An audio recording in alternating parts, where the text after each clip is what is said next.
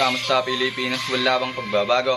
Ulam namin sardinas, kayo fresh chicken, adobo, pangungurakot sa tao, ginagawa ng negosyo. Ano, masarap ba ang buhay na binigay namin sa inyo? Kulang pa ba ang salapi at mga ari-arian? Kaya ginagamit na ang mga kapangyarihan, pambili ng luho galing lamang sa kaba ng bayan. Ang nagkakahulihan, bigla-biglang nag-aalisan, pasok dito, pasok doon, mga basura sa baha. Paghiningan mo ng tulong, sila'y mga tulala, tutal wala naman kayong mga ginagawa. Magsialis kayo dyan at kayo'y magsibaba. Teka lang, ba't kayo ganyan? Ano na nangyayari sa ating kapaligiran? Kalma lang, mga puki ng inang mga yan.